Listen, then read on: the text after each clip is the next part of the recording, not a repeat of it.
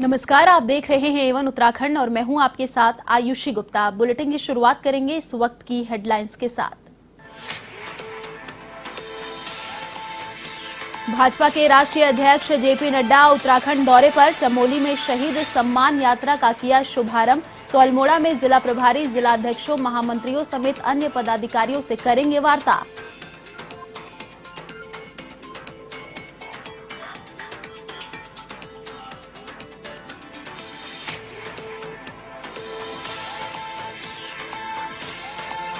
राजस्थान से विधायक और कांग्रेस पर्यवेक्षक रफीक खान का गदरपुर दौरा। कांग्रेस को मजबूत करने की रणनीति पर की चर्चा। कांग्रेस प्रत्याशी को लेकर लिया फीडबैक।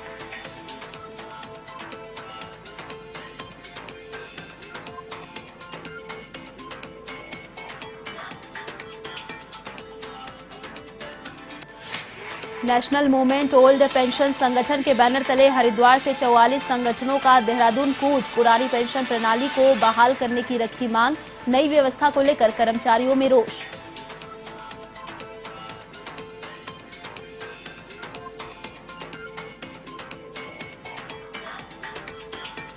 फिल्म अभिनेत्री कंगना रनौत के बयान से देश भर में बवाल। विपक्षी पार्टियों ने किया विरोध तो भाजपा और हिंदुवादी संगठन कर रहे समर्थन। भाजपा युवा मोर्चा की राष्ट्रीय उपाध्यक्ष नेहा जोशी ने किया बचाव।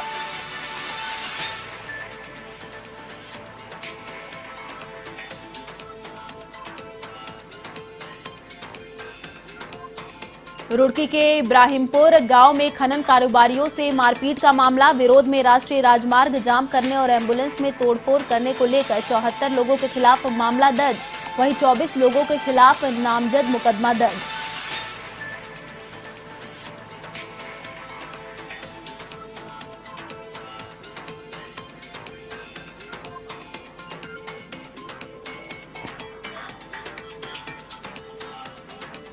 और अब खबरें विस्तार से। भाजपा के राष्ट्रीय अध्यक्ष जगत प्रकाश नड्डा 2 दिवसीय दौरे पर उत्तराखंड पहुंचे। सबसे पहले उन्होंने चमोली जिले के सैथल गांव में शहीद सम्मान यात्रा का शुभारंभ किया। उसके बाद नड्डा का अल्मोड़ा में कोर ग्रुप की बैठक में चुनावी रणनीति पर चर्चा करने का कार्यक्रम है। वहीं शहीद सम्मान यात्रा में मुख्यमंत्री पुष्कर सिंह धामी भी मौजूद रहे।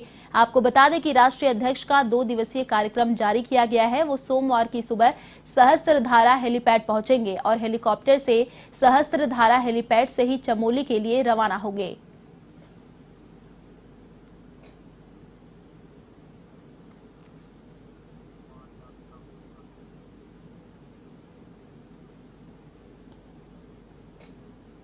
उत्तराखंड सरकार की ओर से पूरे प्रदेश में 15 नवंबर से 7 दिसंबर तक शहीद सम्मान यात्रा रथ निकाली जा रही है, जिसमें यह रथ यात्रा शहीदों के घर से मिट्टी लेकर जाएगी।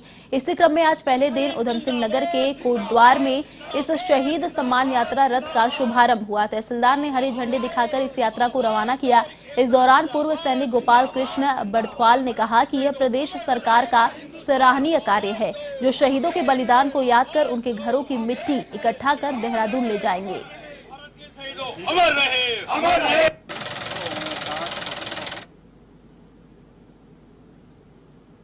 घरों में जा करके और उनके यहाँ से मिट्टी ला करके और एक किस्म से उनको कोई दुख तकलीफ समस्या उनको भी ये टीम जो है वो अपने नोट करती रहेगी।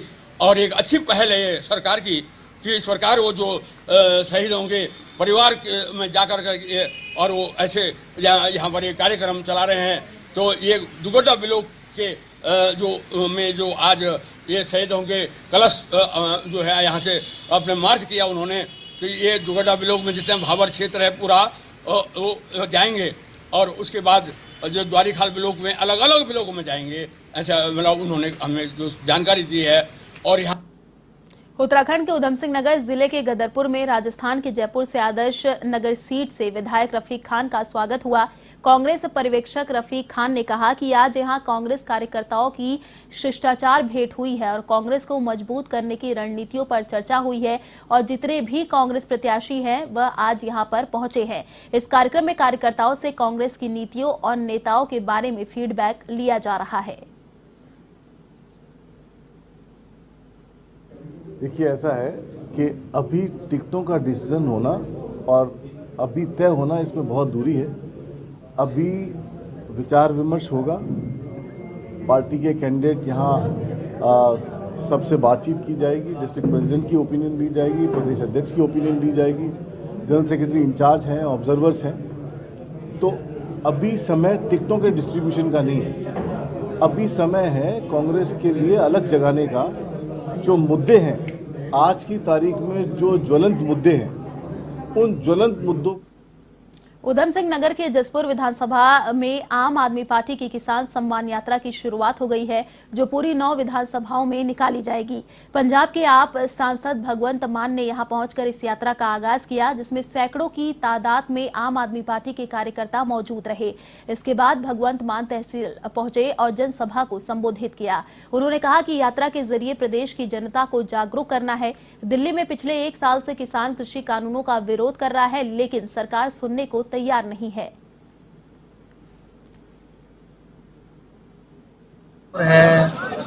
काशीपुर है, आजपुर है, रुद्रपुर है, खटीमा, ये सब इसको मिनी पंजाब बोलते हैं। ये गन्ना बेल्ट है और पंजाब में भी हमारे यहाँ गन्ने की खेती होती है, उनका भी यही हाल है।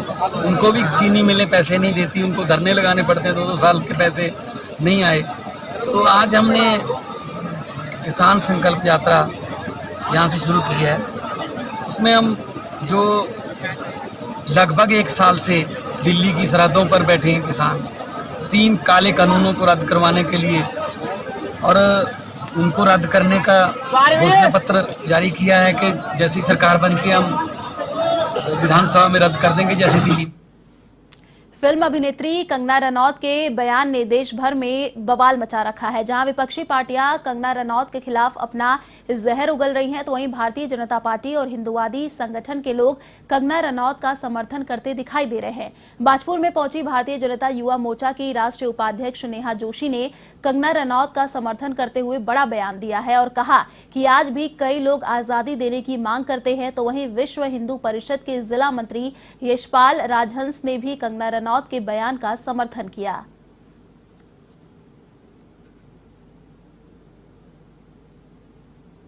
कि आज़ादी है, कोई भी कुछ भी कह सकता है। यहाँ तो कुछ लोग ऐसे हैं जो आज भी हमें चाहिए आज़ादी के नारे भी लगाते हैं, तो उनसे भी ये सवाल होना चाहिए। तो मुझे लगता है अभिव्यक्ति व्यक्ति की आज़ादी अगर JNU के कन्हैया के लिए है तो कंगना के लिए भी होनी चाहिए। भारतीय संविधान के अंतर्गत प्रत्येक व्यक्ति को अपने मत को रखने का पूर्ण अधिकार है।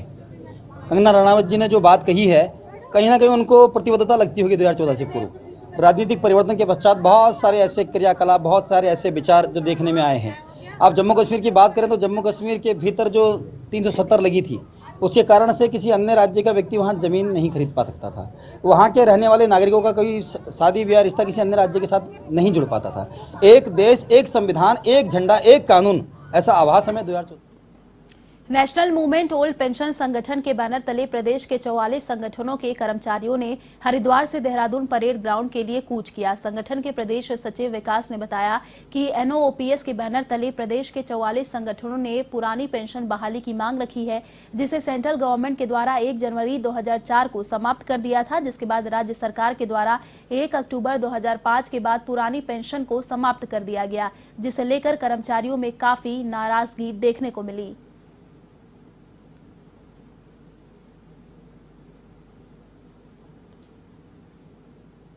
NMOPS के माध्यम से बैनर तले हम 44 संगठन जो रजिस्टर्ड संगठनों को लेके हमने सरकार के सामने अपनी मांग रखी थी।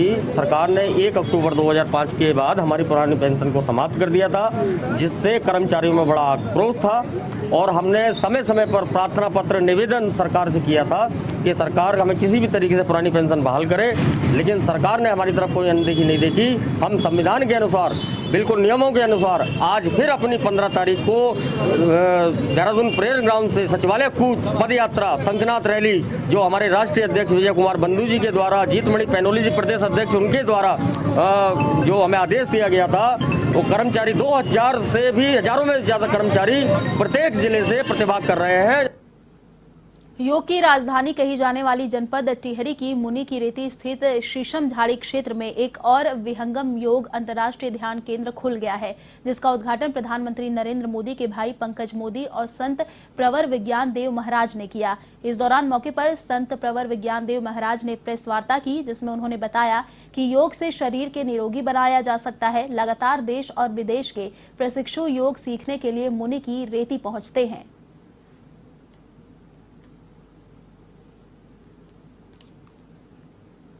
ऋषिकेश की इस पावन भूमि में, देवभूमि उत्तराखंड के इस आंगन में विहंगम योग आश्रम की स्थापना हुई है। इसका उद्घाटन हुआ है। इसी पावन अवसर पर आज हम सब आप सबों से वार्ता कर रहे हैं।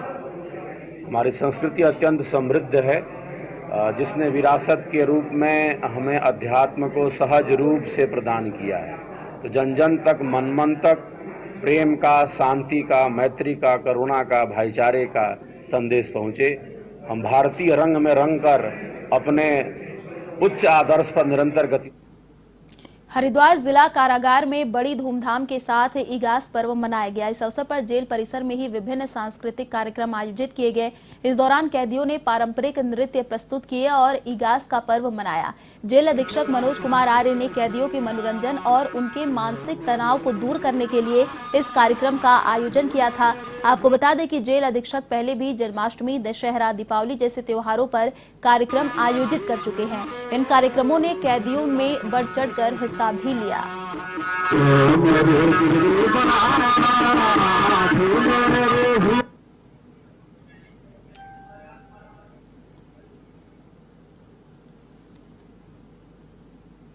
उत्तराखंड का लोक पर्व इगास, जिसे बूढ़ी दीपावली भी कहा जाता है, कारागार में भी बहुत हर्ष और उल्लास के साथ मनाया गया। पूरी कारागार में दिए जलाए गए। इसके अतिरिक्त बिजली की मालाओं से भी जो है कारागार को सजाया गया। हमारे बंदी कलाकार जो हैं उनके द्वारा उत्तराखंड के लोक नृत्य का प्रदर्शन किया गया और कई बंदी जो उत्तराखंड से संबंधित हैं, जो उत्तराखंड के रहने वाले हैं, मूल निवासी हैं, उनके द्वारा लोक गायन, लोक डोईवाला में पुरानी पेंशन बहाली राष्ट्रीय आंदोलन के राष्ट्रीय अध्यक्ष विजय कुमार बंधु का जॉलीग्रांट एयरपोर्ट पर स्वागत हुआ। विजय कुमार बंधु ने कहा कि संगठन की ओर से सराहनीय कार्य किया जा रहा है, जिसमें पुरानी पेंशन बहाली के लिए समर्थन दिया गया है। उन्होंने कहा कि पुरानी पेंशन बहाली राष्ट्रीय आंदोलन उत्तराखंड का परेड ग्राउंड में प्रस्तावित सचिवालय घेराव के कार्यक्रम में कर्मचारियों की भारी संख्या जुटने वाली है। पुरानी पेंशन बहाली का समाधान उत्तराखंड से ही होगा।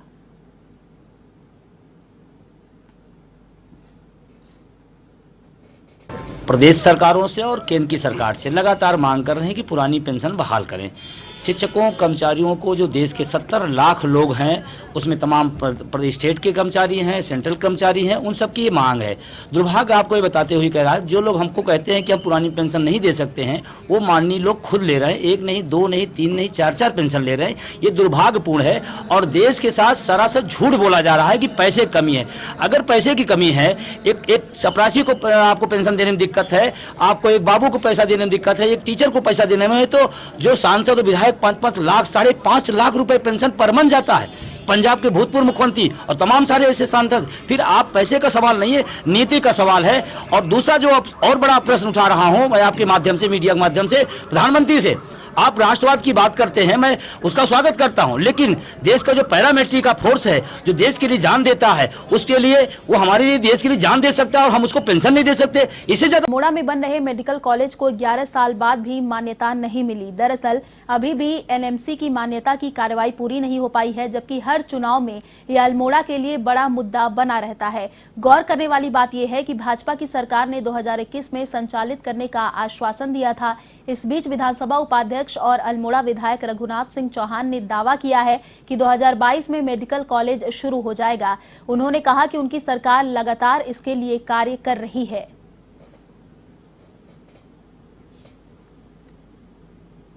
देखिए, हमको पूरी उम्मीद है, हम इसी साल से संचालित करने की हमको पूरी उम्मीद है।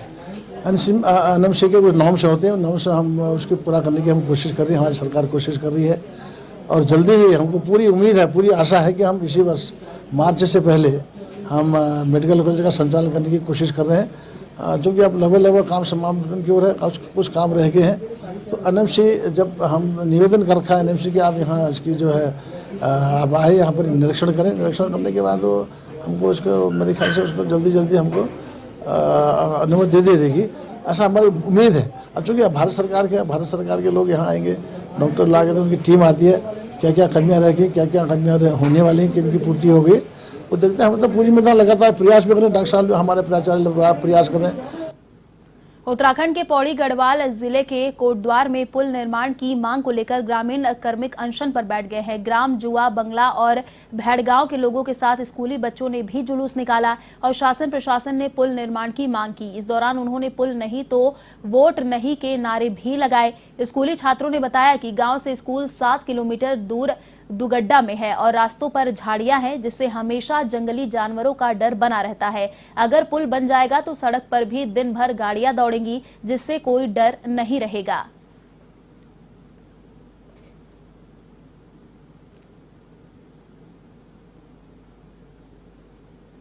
जाने में बहुत परेशानी होती है। हमारे गांव से पैदल से दुगड्डा 7-8 किलोमीटर पैदल है। हमें बहुत परेशानी होती है, वहाँ झाड़ी उड़ी हो जाती है और जंगली जानवरों का भी खतरा होता है, जैसे बाघ वो भालू उलू का। इसलिए हमें पुल चाहिए। अगर पलायन बहुत ज़्यादा हो रहा है इसलिए हमें पुल, क्योंकि हमारे क्षेत्र में पुल का निर्माण नहीं हुआ है और हमें पुल की सख्त ज़रूरत है। हम सुबह स्कूल चले जाते हैं, शाम को घर आते हैं, रास्ते में बाघ का डर है, पैदल रास्ते कई बातें होती। अगर पुल रहेगा तो ज़्यादा गाड़ी आएंगी, हमें हमेशा गाड़ी मिल जाएगी और हमें पैदल आने की ज़रूरत नहीं होगी। और गांव के सब लोगों को भी बहुत आफत होती है। बुजुर्ग लोग हैं, वो आ नहीं सकते बाज़ार में, राशन लेने में कितनी परेशानी होती है बरसात के महीने। उत्तराखंड के रुड़की स्थित इब्राहिमपुर गांव में खनन कारोबारियों से मारपीट के विरोध में राष्ट्रीय राजमार्ग जाम करने और एम्बुलेंस में तोड़फोड़ करने की घटना को लेकर पुलिस ने 74 लोगों के खिलाफ मामला दर्ज किया है। इस दौरान 24 लोगों के खिलाफ नामजद मुकदमा दर्ज किया गया। ऐसे में अब पुलिस आरोपियों को पकड़ने के लिए दबिश देने में जुटी है।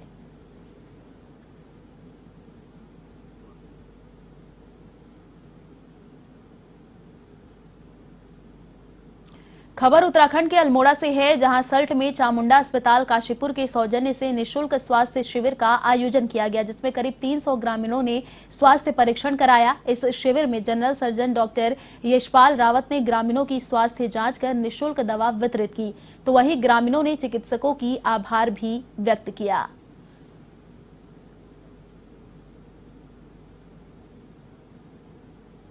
में जो ये कैंप हमारे चामुंडा अस्पताल काशीपुर की समस्त टीम ने किया है, वो उसमें करीब 300 मरीजों का हमने परीक्षण किया और 300 मरीजों को दवाइयाँ बांटी। इसमें physician, surgeon, gynaecologist, dental surgeon, eye surgeon व स्किन रोग विशेषज्ञ डॉक्टर्स उपस्थित थे, जिन्होंने सब यहाँ के मरीजों को सेवाएं दी।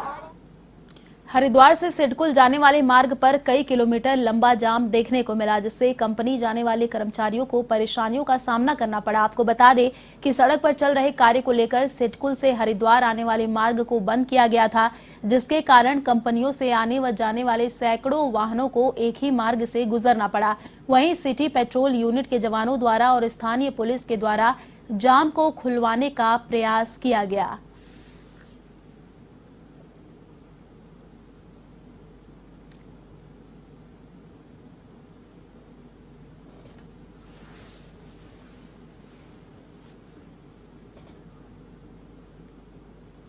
फिलहाल इस बुलेटिन में इतना ही। देश और दुनिया की तमाम बड़ी खबरों के लिए देखते रहिए A1 टीवी। नमस्कार।